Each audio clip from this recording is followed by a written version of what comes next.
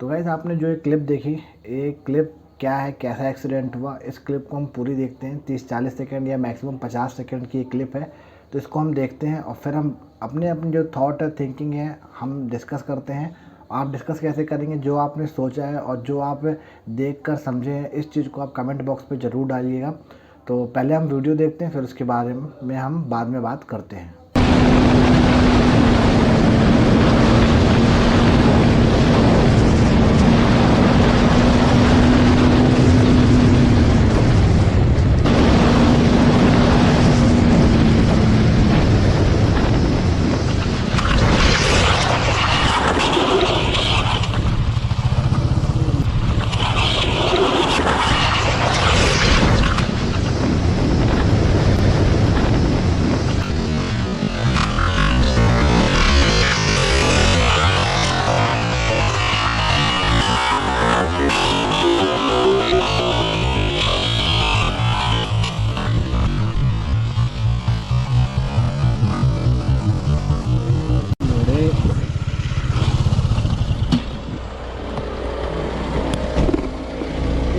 तो फ्रेंड्स, ये जो हमारे भैया हैं, ये फ्यूल बर्नर है। जो इनकी ये वीडियो है उन्हीं के थ्रू हमें ये मिली है।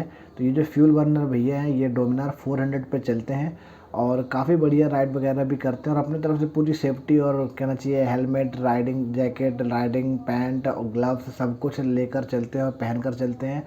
और ये अपना साइड में ही चल रहे थे। यदि आपने देखा होगा कि ये जो है अपने साइड पर चल रहे थे और एकदम से मेरा जो दिमाग कहता है, मैं उस हिसाब से आपको बताना चाहूँगा कि ये जो कहना चाहिए भैया जा रहे थे, तो पीछे से जब केटीएम वाला है, कई बार हमारे साथ भी ऐसा होता है। मैं बता रहा हूँ कि जब हम किसी दूसरी बाइक वाले को देखते हैं तो हम एकदम चौड़ में रहते हैं और एकदम से उसके बाजू से इतना हम बहुत स्पीड में निकलते हैं कि उसको हम दिखा दें कि यार हमारे पास भी बाइक है, समझ रहे हो।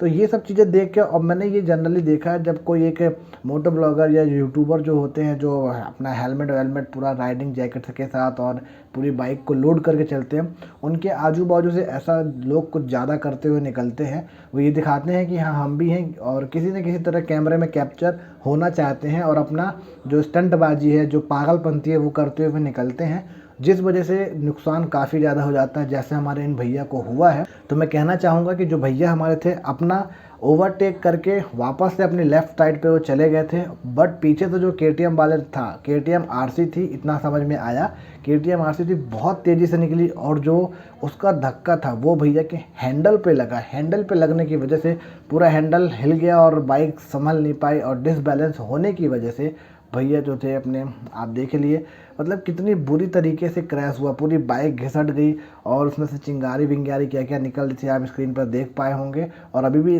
चली रही है अपनी स्क्रीन साइड में, तो आपको समझ में आ ही रहा होगा। तो मैं आपसे यही कहना चाहूँगा भाई, जब भी निकलें प्रॉपर हेलमेट और ग्लव्स, राइडिंग जैकेट और कहना चाहिए राइडिंग जो अपना पैंट आता है वो, अगर आप हाई स्पीडिंग करते हो तो, नॉर्मल चलते हो तो कम से कम एक हेलमेट तो आपके पास होना चाहिए और पैर में जूते ज़रूर होने चाहिए। क्योंकि आप कोई सी भी बाइक ओन करते हैं, जब भी आप बाइक लेकर निकलते हैं तो गिरते तो सबसे पहले पैर में ही चोट आती है और उसके बाद सर में। दो चीज़ें ही हमारी जो रहती हैं सबसे पहले ज़मीन पर भिड़ती या गिरती हैं, उसके बाद ये हमारा शोल्डर, कंधा, घुटना ये सब छिलता है। बट लेकिन पैर की जो उंगलियां होती हैं, पंजे होते हैं, ये सबसे पहले डैमेज होते हैं और फिर अपना सर।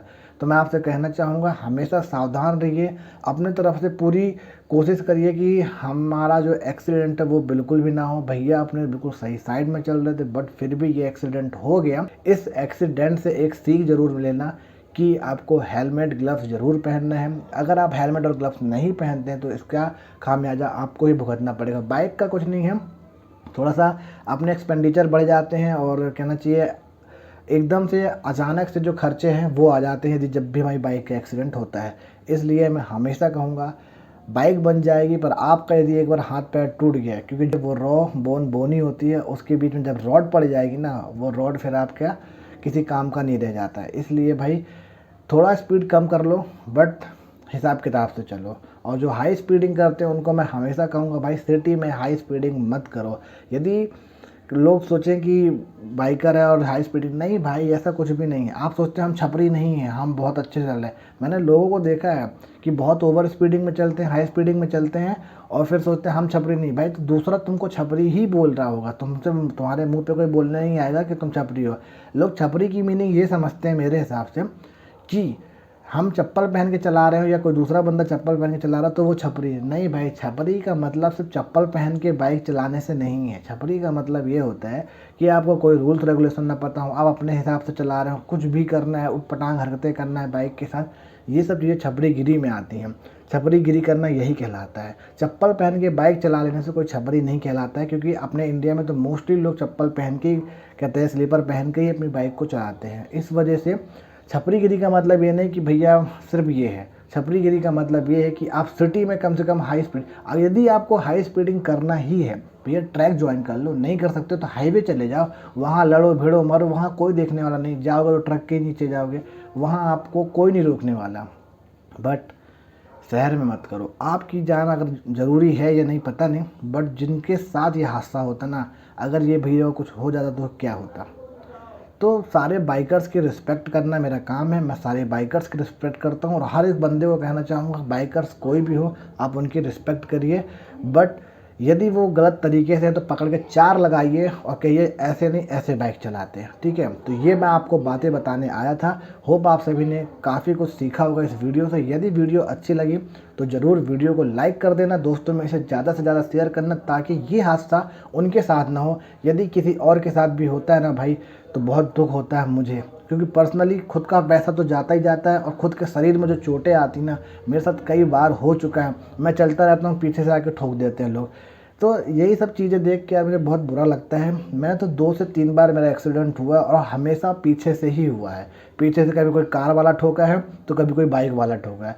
पीछे से आया भाई, आप उस चीज़ के लिए तैयार ही नहीं रहते कि हम गिरने वाले हैं। जब एकदम से आप गिरते हैं तो आपको बहुत ज़्यादा नुकसान होता है। मेरी आज भी बैक में पेन रहती है, जिसे हम कहते हैं ना स्लिप डिस्क होना, तो वो कुछ हो चुका है हमारा सिस्टम ऐसा कि अभी भी उठने बैठने झुकने में हल्का सा दर्द जो है मुझे समझ में आता है।